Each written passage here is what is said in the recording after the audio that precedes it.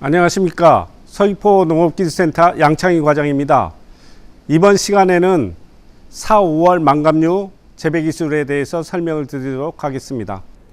전정이 끝나고 망감류 전정이 끝나고 이제 생육이 시작이 되는 시기입니다. 이제 3월 중순 되면 여러분 밭에 보면 어떤 새순이 보일 수도 있고 꽃몽오리가 올라와서 이제 하얗게 보이는 밭들도 아마 있을 겁니다. 그런 밭에 이 4, 5월 달의 재배 관리가 굉장히 중요합니다. 외기 기온은 낮은 상태로 새순도 나오고 꽃눈이 발생하기 때문에 최대한 생육을 촉진하기 위한 온도 관리, 물 관리가 굉장히 중요하게 작용을 하는데, 여기에 따라서 이 4, 5월 달 영농 관리를 중심으로 해서 설명을 드리겠습니다. 먼저 망감류를 재배를 시작을 하면 어떻게 하면 성공적으로 재배를 할 것인지, 여기 몇 가지에 대해서 제가 설명을 드리겠습니다. 일단은 망감류 특성에 대해서 잘 알 필요가 있다. 지금 많이 재배되고 있는 망감류가 한라봉, 천혜향, 레드향, 황금향, 이 네 가지가 많이 재배되고 있는데, 이 네 가지 망감류 특성이 다 다릅니다. 이 다르기 때문에 그 품종에 맞는 재배 관리가 굉장히 이루어져야 된다, 이렇게 생각을 하고 있고, 그리고 망감류를 재배를 하다 보면 옆 농가에서는 뭐 평당 몇 킬로가 나오고 뭐 이런 얘기들을 많이 들을 겁니다. 그래서 이 농사를 지으는 게 몇 킬로를 생산하는 게 뭐 전부같이 이렇게 생각을 하는 경우가 있습니다. 그렇지만은, 그리고 열매를 이렇게 달리게 되면 열매 숫자가 몇 개가 달렸느니 이런 식으로 생각을 많이 하는데, 근본적으로 망감류나 감귤류 같은 경우는 이 숫자로 해서 열매를 파는 게 아니고 무게로 해서 열매를 팔게 됩니다. 그래서 무게가 적당히 나가야 되고, 이 무게가 적당히 나갔을 때 나무 수세가 어느 정도 유지가 되는지 이런 것들을 판단을 해서 착과를 시킬 필요가 있다, 이렇게 생각을 하고 있고, 그 착과량이 적정해야 품질이 좋은 망감류를 생산할 수가 있습니다. 그리고 이 경영비를 줄이는 방법을 자꾸 생각을 해 보셔야 됩니다. 10년 전의 망감류 가격이나 지금의 망감류 가격은 똑같습니다. 그렇지만은 비료값이 오르고 기름값이 오르고 인건비가 오르기 때문에 계속해서 경영비 자체는 늘어나고 있는 실정입니다. 이런 경영비를 줄일 수 있는 방법을 어떻게 모색을 할 것인지, 여기에 대해서 굉장히 생각을 많이 해 주셔야 되고, 그리고 무분별하게 농약은 치고 있지 않은지, 무분별하게 영양제는 치고 있지 않은지 다시 한번 생각을 해봐서 경영비를 줄이는 것만이 소득을 높이는 길이다, 이렇게 생각을 하고 여기에 맞춰서 영농을 해 주시는 게 좋겠습니다. 먼저 나무의 생육입니다.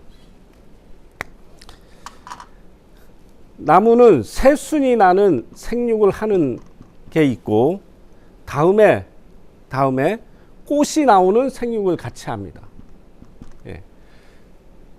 꽃이 나오면 개화가 되고, 다음에 낙화가 되고 꽃잎이 떨어지고, 다음에 생리낙과로 이어집니다. 새순은 이게 어느 정도 2, 30일 정도 지나면 봄순이 굳어집니다. 봄순이 굳어지면 새뿌리가 나옵니다. 봄뿌리. 나무에 뿌리가 나오고, 다시 뿌리가 나온 다음에 다시 유월지가 나오는 순서를 거쳐서 이 생육이 이루어지는데, 이 생육이 이루어지는 시기마다의 관리가 굉장히 중요하다, 이렇게 설명을 드릴 수가 있습니다. 먼저 요 생육은 이렇게 이루어지는데, 다음에는 망감류의 요 생육 시기별로 온도 관리를 어떻게 갈 것인가, 여기에 대해서 설명을 드리도록 하겠습니다. 이 온도 관리라는 것은 그 농가들이 생각을 잘못하고 있는 부분이 어떤 부분이냐면 꽃이 일찍 나오면, 새순이 일찍 나오면 좋을 것이다, 이렇게 생각하시는 분들이 굉장히 많습니다. 그러니까 이게 틀리다는 얘기는 아닙니다. 그러면 새순이 일찍 나오고 꽃이 일찍 나오게 되면 새순과 꽃을 키울 수 있는 온도 조건을 맞춰주지 않으면 안 된다는 얘기입니다. 그러니까 새순이 일찍 나오고 꽃은 일찍 나오는데 여기에 따르는 온도를 안 맞춰주게 되면 새순이나 꽃이나 이게 불량하게 큰다는 얘기예요. 충실하지 못하다는 얘기입니다. 그 온도가 몇 도냐 하면 15도입니다. 최저 온도를 15도로 보는 겁니다. 그럼 요 조건을 맞춰주지 못한다. 그러면은 새순과 꽃이 일찍 나오게 해서는 안 된다는 얘기입니다. 그래서 새순과 꽃을 최대한 늦게 온도가 따뜻해지는 시기로 밀려서 나오게끔 해주는 게 좋다. 그게 어느 시기냐면 3월 말 4월 초 요때까지를 얘기를 합니다. 근데 지금 농가 밭에 가보면 거의 다가 이렇게 새순이 발화된 걸 봐서 여기 처음 새순이 나오는 그 시기의 온도 관리에 대해서 좀 잘못한 한 부분이 있지 않은가, 이렇게 생각을 하고 있습니다. 그럼 새순이 물 관리가 되고 온도 관리가 돼서 새순이 됐을 때는 적어도 15도 정도 온도 관리는 이루어져야 된다, 이렇게 생각을 하시면 되겠습니다. 이게 왜 그러냐면 이게 뿌리 활동하고도 연관이 됩니다. 뿌리 활동하고. 여기 봄뿌리가 나온다고 했는데, 이게 언제 나오느냐 하면 새순이 나오고 굳어진 다음에 봄뿌리가 나옵니다. 그러니까 앞으로 20일에서 30일 정도 후에 봄뿌리가 나온다는 얘기입니다. 그럼 기존에 있는 뿌리를 가지고 활동을 해야 되는데, 기존에 있는 뿌리를 가지고 활동을 하려면은 적어도 기존에 있는 뿌리가 활동을 하려면은 15도 정도의 온도가 요구가 된다는 얘기입니다. 그렇기 때문에 새순과 꽃이 충실하게끔 키우려면은 봄뿌리가 나오기 전에는 15도 정도의 온도 관리가 이루어져야 된다. 그렇지 않으면 충실하지 못할 수가 있다. 기형화가 오거나 아니면 새순이 나오더라도 좀 꼬불꼬불하게 나오는 그런 현상이 나올 수가 있다는 얘기입니다. 이 부분을, 이 하우스가 농가들에 보게 되면 열풍기가 있는 하우스도 있고 열풍기가 없는 하우스도 있습니다. 그럼 두 개를 나눠서 제가 설명을 드리도록 하겠습니다. 물론 열풍기가 있는 하우스 같은 경우는, 열풍기가 준비되어 있는 하우스 같은 경우는 굉장히 관리하기가 쉽습니다.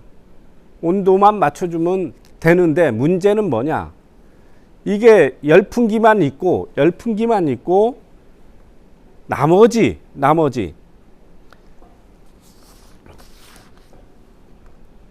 방한 준비가 안 된 하우스가 가끔 있습니다. 방한 준비라는 얘기는 어떤 거냐면, 열풍기를 그냥 돌리게 되면 찬 공기가, 외부에 있는 찬 공기가 안에서 다시 막아줘야 되는데, 직접 들어오게 되면 열풍기가 계속 돌아가서 유류비가 굉장히 많이 들어갑니다. 그러니까 열풍기가 있더라도 방한 준비는 필히 해주셔야 된다.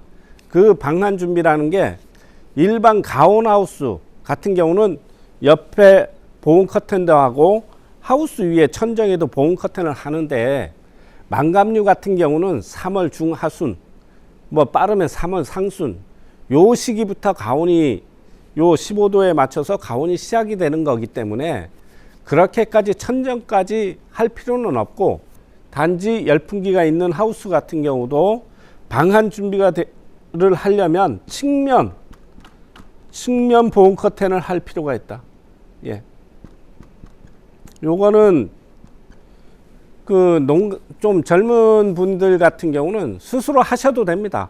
위에 옆지 돌아가면서 패드를 받고 거기에 스프링으로 이 보온 커튼 자재를 사서 스스로 이렇게 설치를 하면 굉장히 저렴하게 할 수 있는 부분이기 때문에, 열풍기가 있는 하우스도 이런 보온 커튼을 할 필요가 충분히 있다는 얘기입니다. 물론 없는 하우스도 측면 보온 커튼은 필수적으로 하시는 게 좋을 것 같다, 이렇게 생각을 드리고 있고, 그리고 이 측면 보온 커튼만 하더라도 기존의 유류가 소모되는 거에 한 30-40% 정도는 충분히 절약이 됩니다. 그리고 이게 있으면, 측면 보온 커튼이 있음으로 인해서 기존에는 못 돌렸던 10도밖에 못 돌렸는데 이제는 15도까지 올릴 수 있는 그런 조건을 충분히 만들 수 있기 때문에 굉장히 중요한 부분이다, 이렇게 생각을 하고 있습니다. 반면에 열풍기가 없는 하우스는 어떻게 관리할 거냐? 열풍기가 없는 하우스입니다. 예. 열풍기가 없는 하우스 같은 경우는 이 옆에를 닫아놓고 관리를 하려면 굉장히 신경을 쓰이는 부분이 있습니다. 그게 뭐냐면 서리에 의한 저온 피해입니다. 이게 지금은 며칠 전부터 이렇게 따뜻해지긴 했는데 그 전에 며칠 전에는 서리가 내렸습니다. 그래서 엊그제도 어떤 분이 오셨는데 그 저온 피해 받은 것 같은 그런 순을 갖고 오셔서 이 열풍기는 있는데 이거 가동을 안 했다는 그런 얘기를 하시더라고요. 근데 새 순이 나게 되면 필리 열풍기는 가동을 해 주셔야 되고, 열풍기가 없는 박 같은 경우는 문제가 되는 게 서리에 의한 저온 피해가 문제가 됩니다. 그러니까 저온이라는 것은 서리가 내리게 되면 외기 온도는 일시적으로 영하 온도로 떨어지게 됩니다. 영하 온도로 떨어져서 이게 하우스 안에 침체가 됐을 때는 새순이 나왔을 때 피해를 볼 수 있다. 그러면은 하우스 옆에를 함부로 닫지를 못합니다. 그래서 열풍기가 없는 하우스 같은 경우는 최대한 순이 늦게 나게끔 해주시는 게 좋다.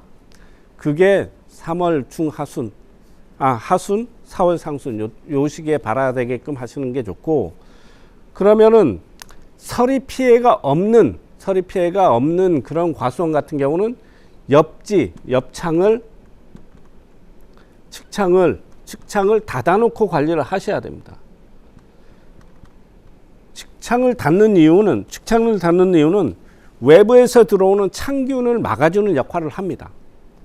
찬기운도 막아주고, 그리고 하우스를 하면 하우스 안에는 따뜻하고 밖에는 차갑기 때문에 외부에 있는 병해충이 안으로 들어옵니다. 유입이 될 가능성이 충분히 있다. 그래서 옆에를 닫아놓고 관리를 하시는 게 좋습니다.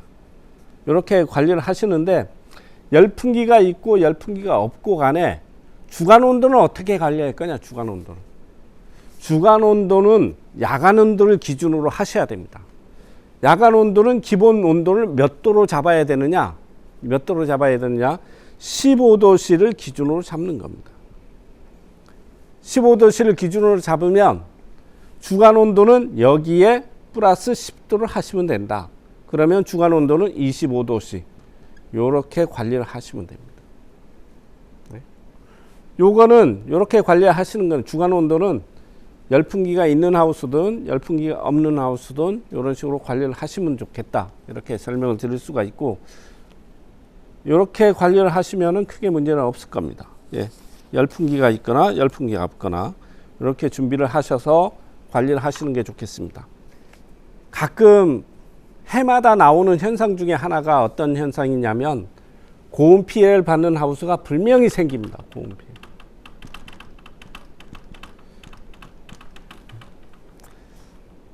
이게 작업할 때는 하우스 안에 들어가서 그 추운 날, 봄철 같은 경우는 바람이 좀 쌀쌀하기 때문에 하우스 안에 들어가서 작업할 때는 이 측창이나 천창을 열어놓고 관리를 하면 굉장히 춥습니다.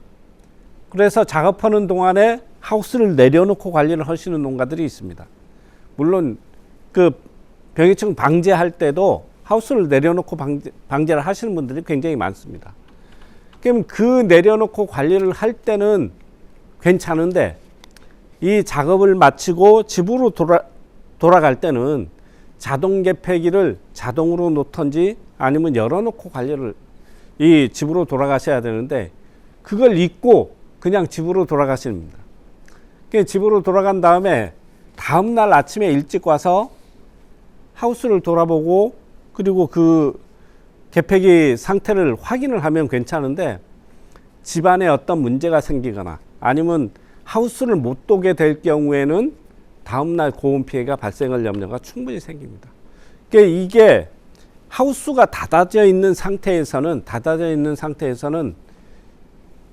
햇빛이 강하게 내리쬐는 날 같은 경우는 30분 안에 하우스 온도가 40도를 넘게까지 올라갑니다.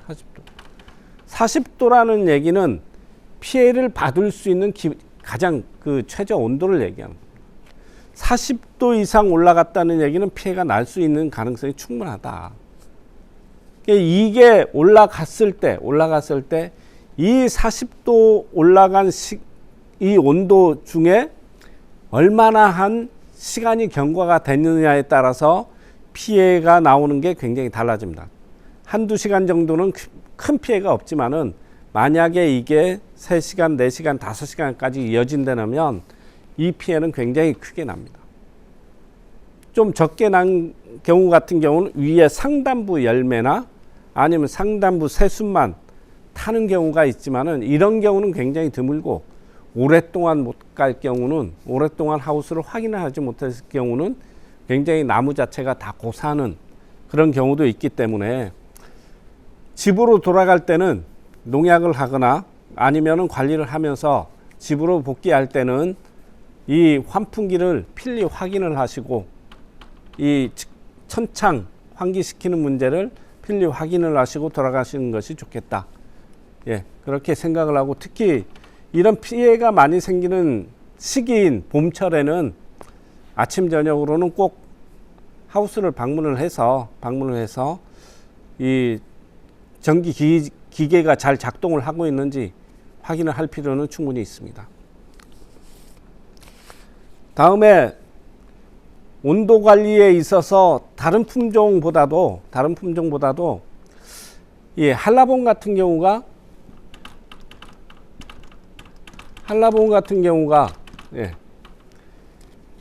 꼭지 깃, 그냥 꼭지가 한라봉의 품종 특성이 이렇게 생겼잖아요. 이 깃이 꼭지가 나와야 이게 상품인데 이게 나오지 않는 농가들이 덜어 있습니다. 그러니까 요 꼭지를 어떻게 하면 잘 나오게 할 수 있느냐 이런 것들을 질문을 자꾸 하시는데 요 꼭지를 잘 나오게 하자면 기본적으로 주야간 온도차가 커야 됩니다. 주야간 온도차. 그러니까 주야간 온도차가 크다는 얘기는 야간 온도를 기준으로 우리가 야간 온도를 기준으로 온도를 설정한다고 했잖아요. 야간 온도라는 것은 가장 기본적인 온도는 15도씨를 얘기하는 겁니다. 15도씨. 야간 온도 15도씨를 기준으로 했을 때 주야간 온도 차를 15도 정도 놔주면 꼭지가 잘 나온다고 얘기를 합니다. 이게 책에 나오는 연구 결과도 나와 있기 때문에 그러면은 최저 온도 15도를 기준으로 해서 15도 온도 편차를 놓게 되면 온도는 몇 도로 놔야 되느냐? 30도까지 놔야 된다는 거예요. 주간 온도는 30도로 놔야 된다. 이 얘기입니다. 그래서 어떤 분들은 뭐 주간 온도 5도 놓고 야간 온도 5도 놨을 때 주간 온도 같은 경우는 15도면 20도잖아요. 이 똑같은 15도 주야간 온도 차이가 15도인데 이건 나겠느냐는 얘기지. 이런 경우는 나지 않는다는 얘기입니다. 야간 온도는 기본 15도를 유지를 한 상태에서 주야간 온도 차를 말씀을 하는 거기 때문에 무조건 15도 온도 차만 되면 이 봉이 나온다 그런 얘기는 아니라는 얘기입니다. 그래서 봉을 잘 나오게 하기 위해서는 주야간 온도 차를 이렇게 놓고 관리를 하시는 게 좋겠습니다. 다음은 이 물 관리에 대해서 설명을 드리겠습니다.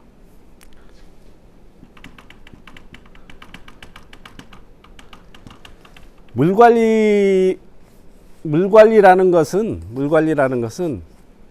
굉장히 중요한 기술 중에 하나입니다. 특히 망감류 같은 경우는 이 일반 노지 같은 경우보다 시설 내에 들어와 있고 굉장히 고온성 작물이기 때문에 이 물을 어떻게 주느냐에 따라서 품질의 차이도 굉장히 차이 날 수 있다 이렇게 생각을 합니다. 물이라는 것은 어떤 이유로 주느냐 하면 광합성을 촉진시키는 그런 역할을 하기 때문에 굉장히 중요하게 작용을 한다는 얘기입니다. 광합성이라는 것은 광합성을 하는 조건은 어떤 조건이냐? 햇빛이 있어야 되고, 그리고 이산화탄소가 있어야 되고, 다음에 물이 있어야 됩니다. 이 세 가지가 있어야 광합성이 촉진이 된다. 그럼 우리가 제어를 할 수 있는 부분이 햇빛을 어떻게 하지 못합니다. CO2를 어떻게 하지 못해. 우리가 할 수 있는 부분은 요 물을 어떻게 관리하느냐. 이런 거에 따라서 이 광합성을 얼마나 활발하게 시킬 수 있는지 여기에 달려 있는 겁니다.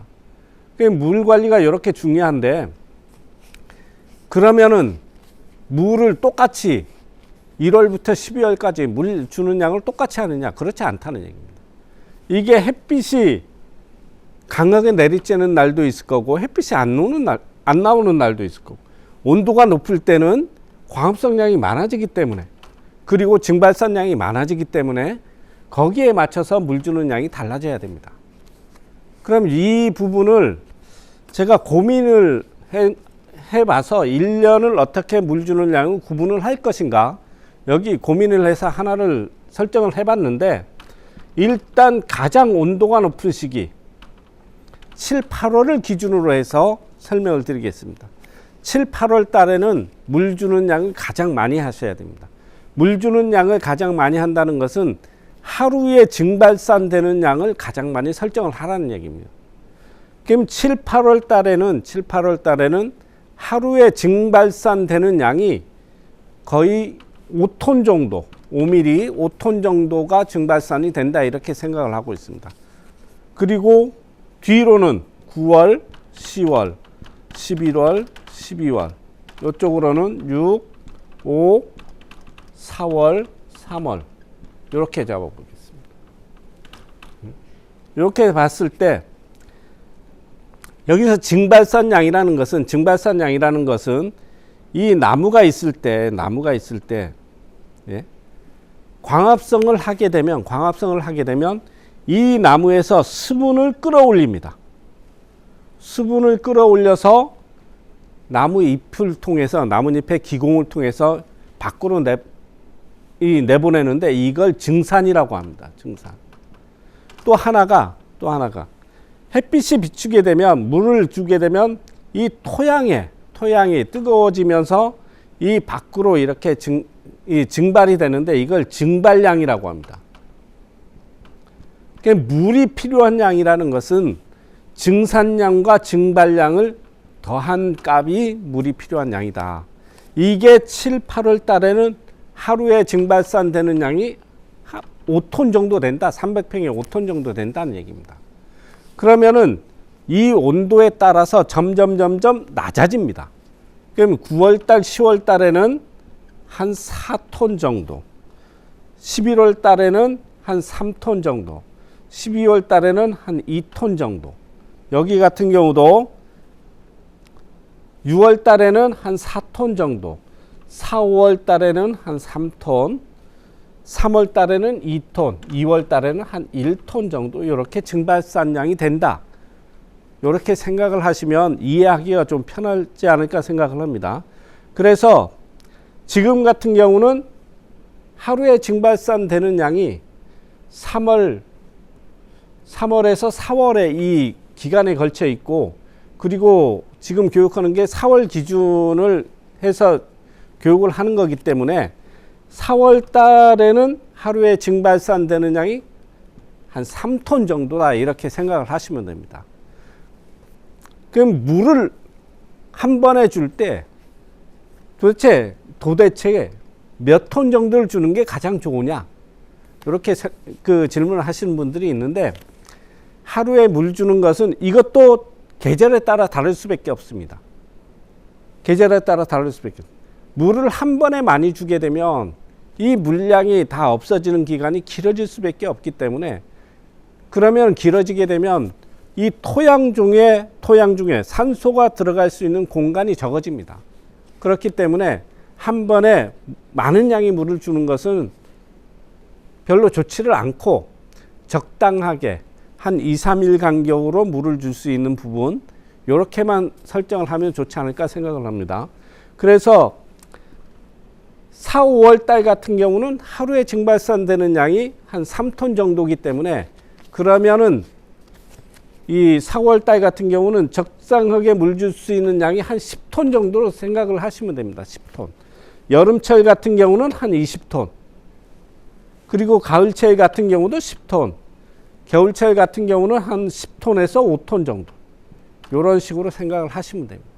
그러면 온도가 낮을 때는 한 번 물 주는 양도 적게 주시고, 그리고 온도가 높을 때는 한 번 물 주는 양도 많이 주시고, 이런 식으로 생각을 하시면 되고, 그러면 10톤 정도 물을 준다면 하루에 3톤이 없어지기 때문에 그러면 한 3일에서 4일 간격으로 물을 주시는 게 좋다.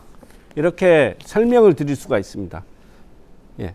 그러면 이 물을 주는데 하루 중에 물을 언제 줄 것이냐입니다. 하루 중에 물이 필요한 때는 우리가 물을 주는 이유는 요 광합성을 촉진시키기 위해서 주는 겁니다. 그 물을 주는 시기는 언제로 잡는 것이 좋으냐? 광합성이 이루어지는 시기에 주는 것이 좋다. 그 광합성이 이루어지는 시기는 햇빛이 나는 시기이기 때문에 아침에 주시는 게 좋습니다. 물 주는 시기는 하루 중에서도 아침에 물을 주시는 게 가장 좋습니다. 네.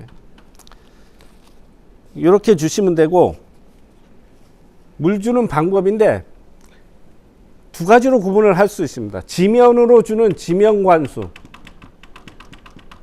네.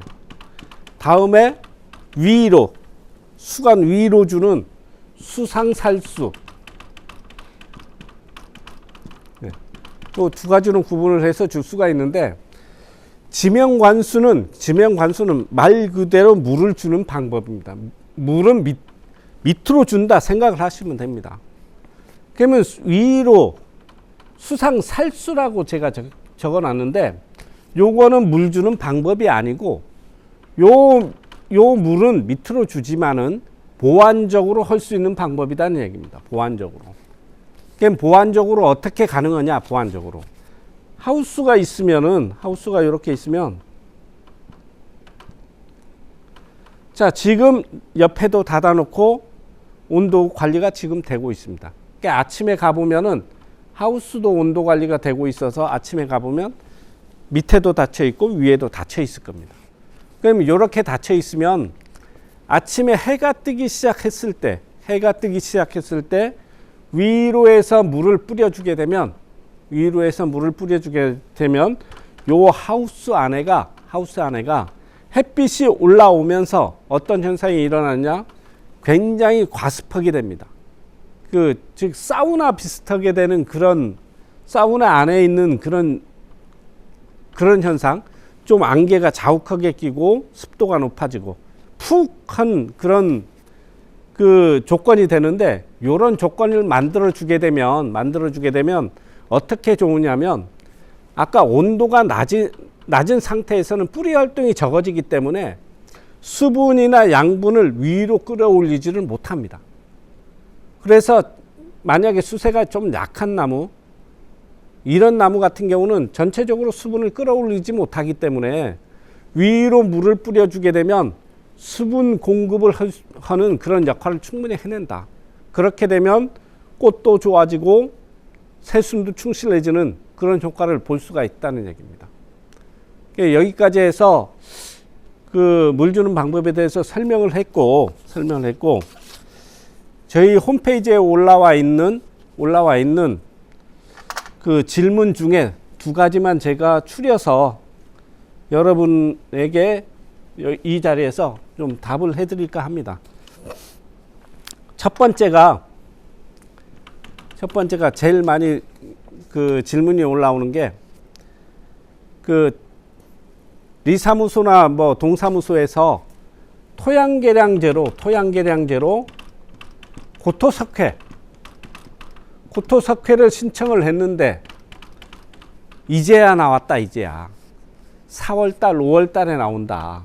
그러면 4, 5월달에 나왔을 때 과연 이게 밭에 뿌려주면 좋을지 아니면 어떻게 해야 될지 요거에 대해서 질문을 굉장히 많이 하십니다. 이 고토석회라는 것은 요 고토 마그네슘입니다.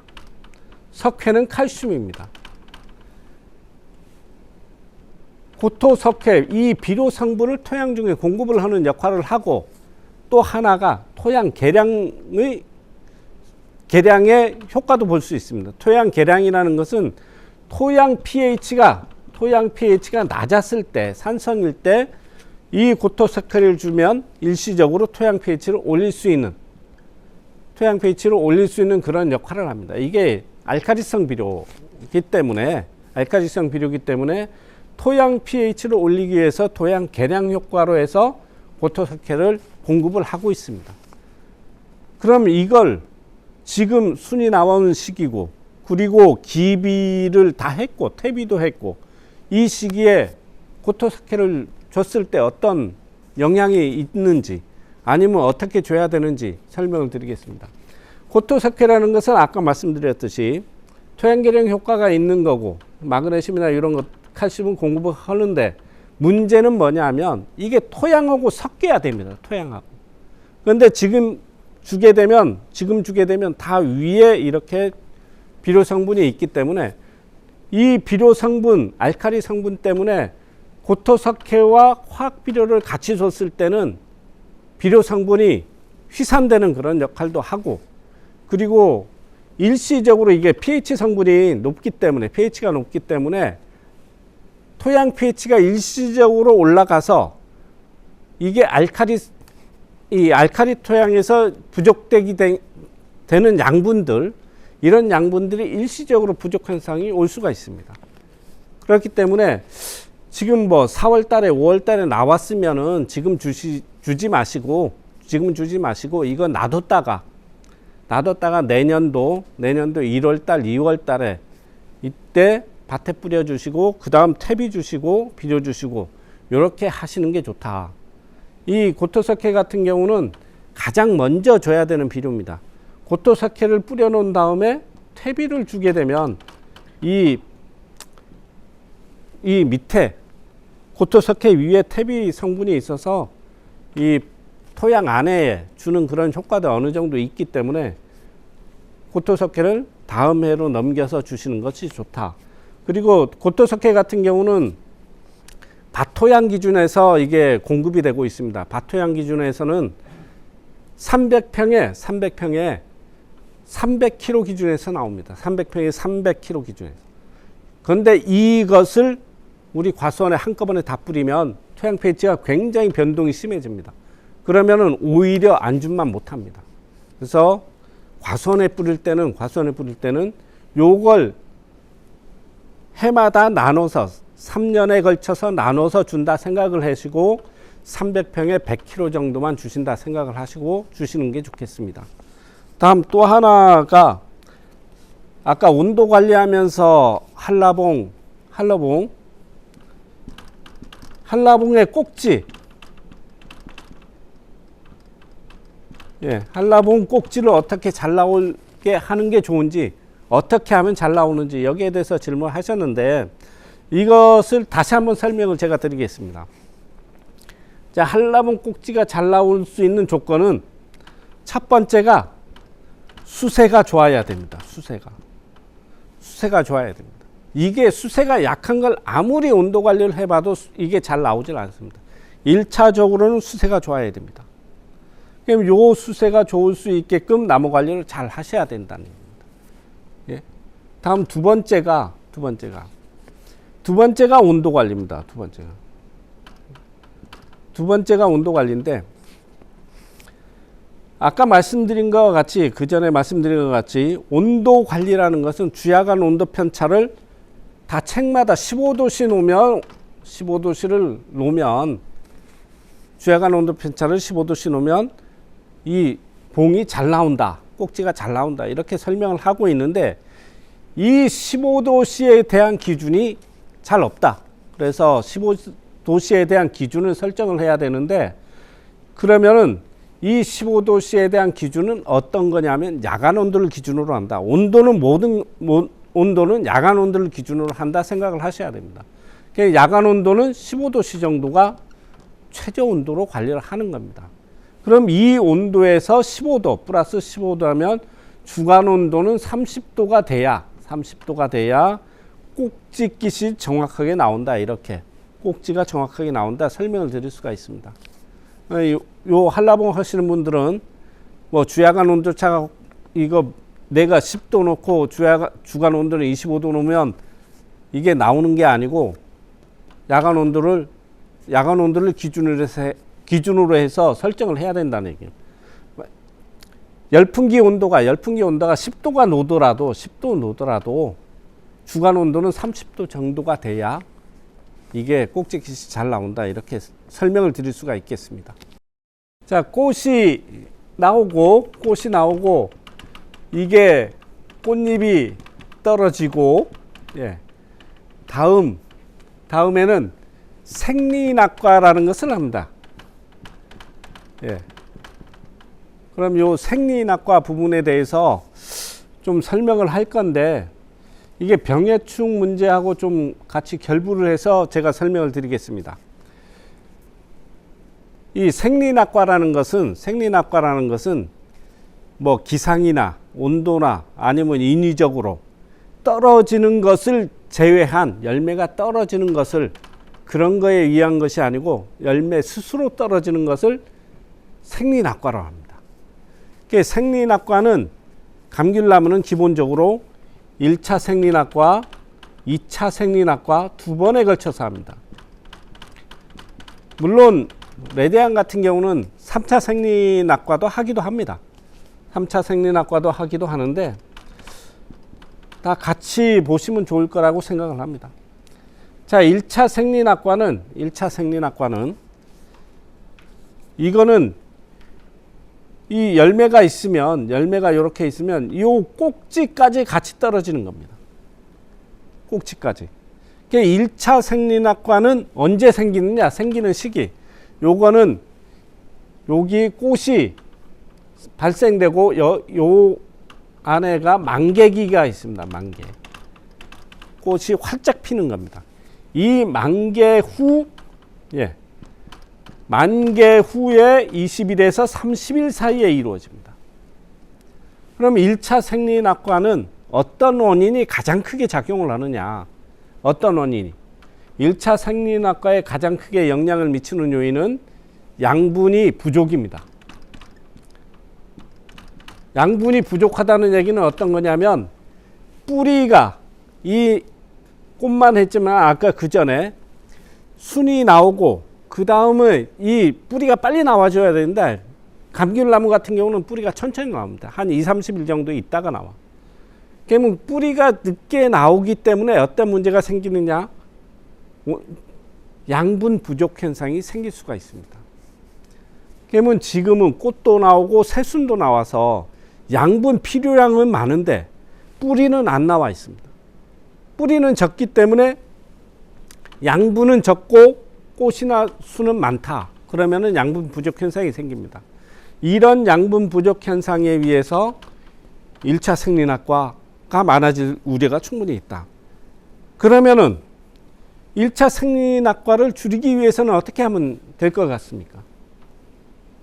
부족한 양분을 채워주면 되겠지. 부족한 양분을 채워줘야 됩니다.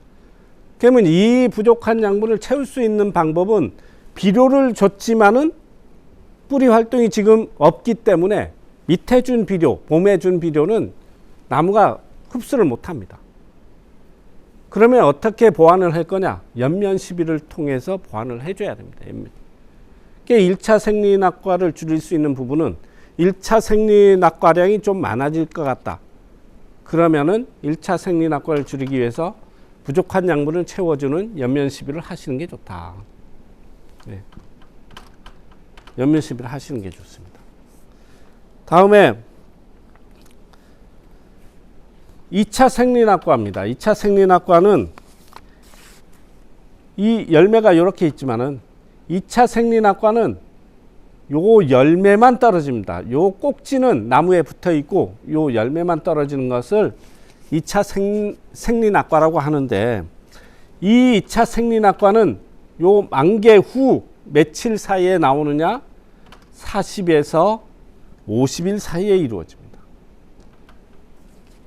그럼 이 2차 생리낙과는 어떤 요인이 가장 크게 작용을 하느냐? 어떤 요인이?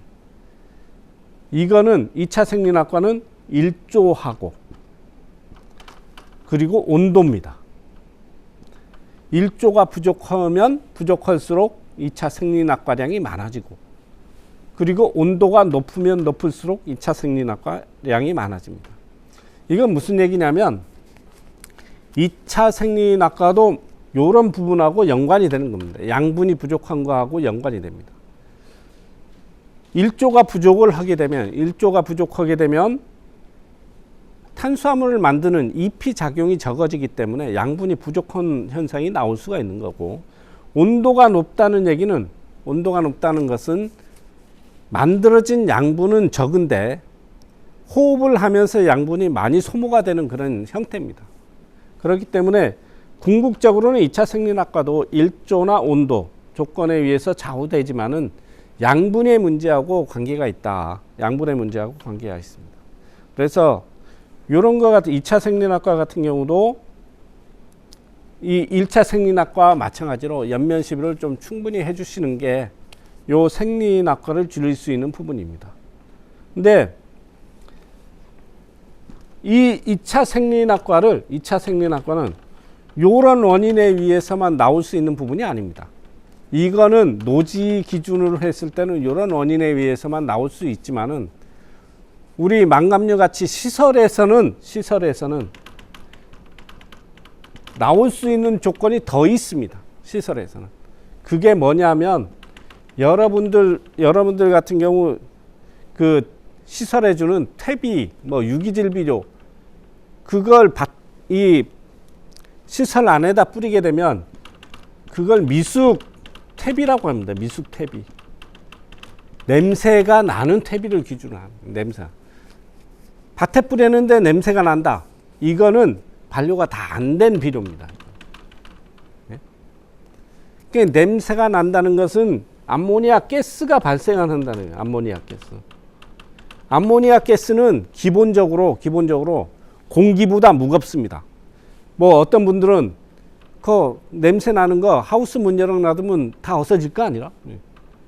그런데 암모니아 가스는 공기보다 무겁습니다.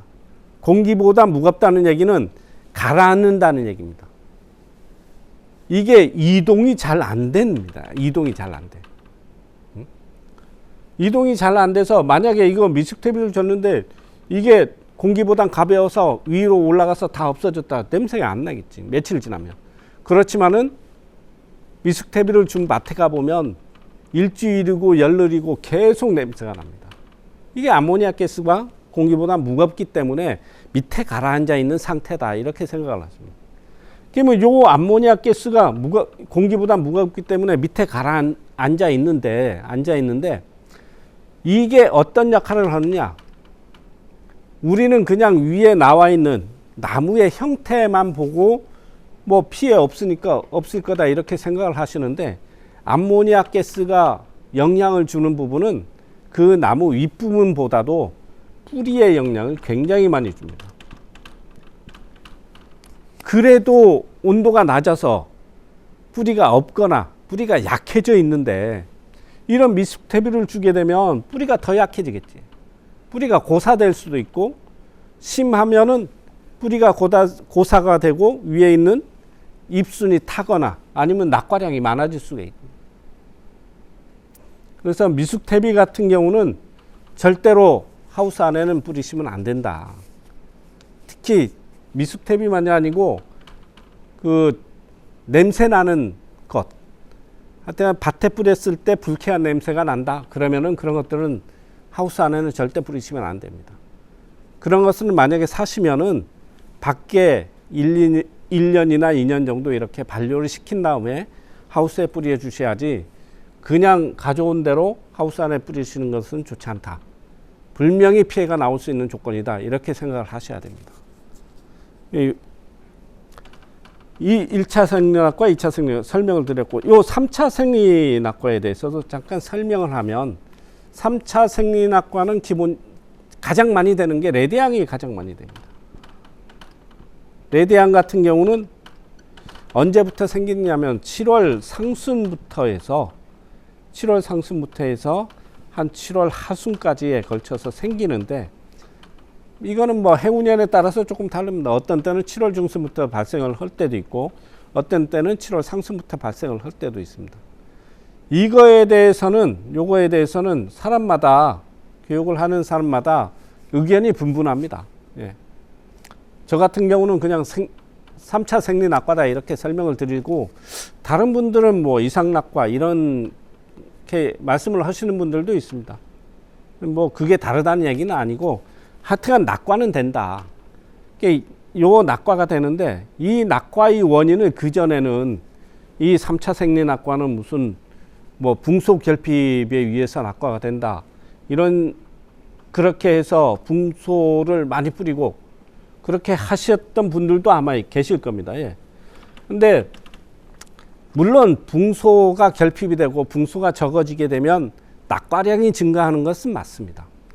그렇지만은 이 3차 생리학과가 붕소 결핍에 의한 낙과라고 규정하기는 힘듭니다. 왜냐하면 3차 생리학과가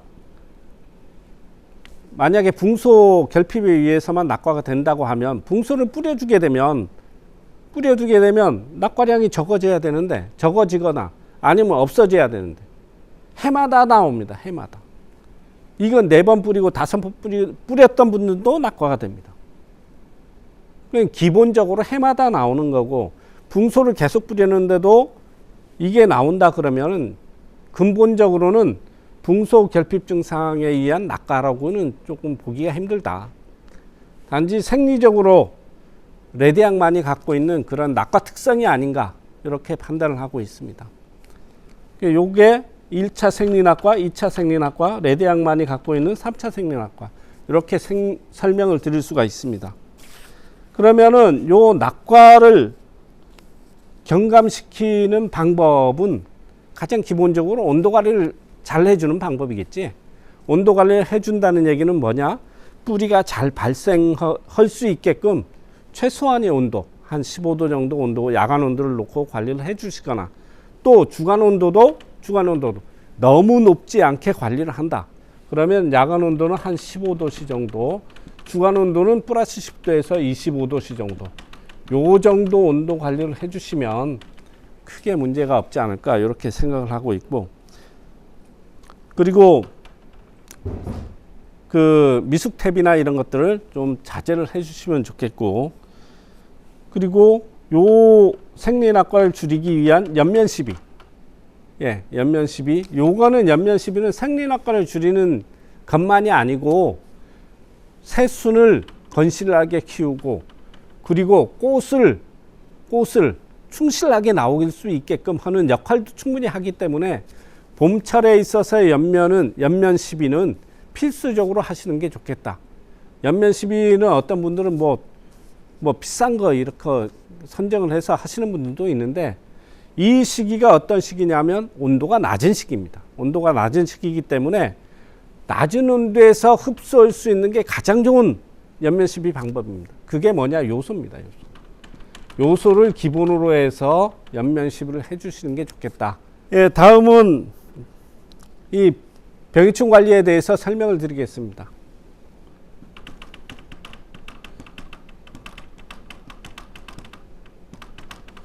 봄철에 발생하는 병해충을 순서대로 나열을 해보면, 첫 번째가 총체벌레입니다. 두 번째가 응애류, 귤릉의 요런 종류. 세 번째가 진딧물.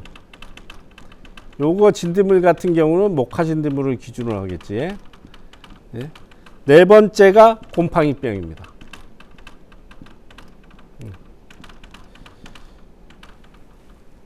이렇게 놓고 보면 우리 밭에 새순이 발생을 하고 있다. 새순이 발생을 하고 있으면 새순이 어느 정도 크고 꽃이 보이기 시작하면 가장 먼저 방제를 해야 되는 게 총체벌레 기준입니다. 이게 1번으로 하셔야 된다. 물론 이게 없으면은 안 해도 좋습니다. 안 해도 좋지만은 이 총체가 1번으로 기준을 세야 된다. 그래서 제일 처음 새순이 발생되고 있고 꽃이 보이기 시작한다 그러면은 요 총체벌레가 있는지 없는지 예찰을 잘 하셔서 만약에 보인다 그러면 방제를 해 주셔야 됩니다. 다음 두 번째가 응애류 방제입니다. 응애류 방제.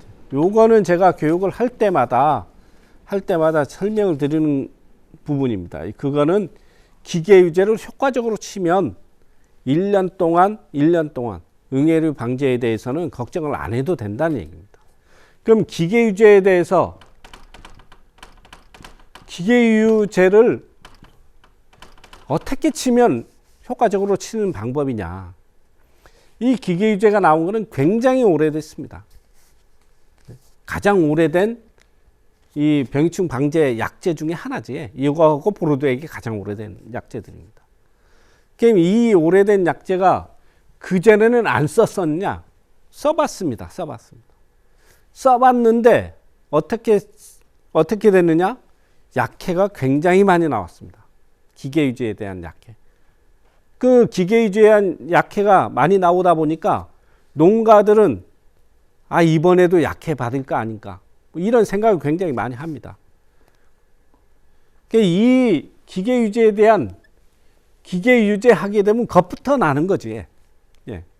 그래서 제 나름대로 요 기계유제를 가장 안전하게 치는 방법이 어떻게 하면 가장 안전하게 칠까 이렇게 고민을 하다가 1년에 두 번을 기계유제를 방제하는 그 방제 체계를 제가 마련을 해봤습니다. 첫 번째 방제 체계가 백화기 때 1차적으로 방제를 하는 방법입니다. 백화기 때는 꽃이 망감류 같은 경우는 20-30% 정도 개화가 됐을 때, 꽃이 벌어졌을 때를 기준으로 합니다. 그럼 요 백화기를 기준으로 해서 기계 유제는 몇 배로 치느냐면 150배로 칩니다. 100배로 칩니다. 100배. 100배인데 100배면 25마리 기준 했을 때는 2대 반, 한 5리터 정도.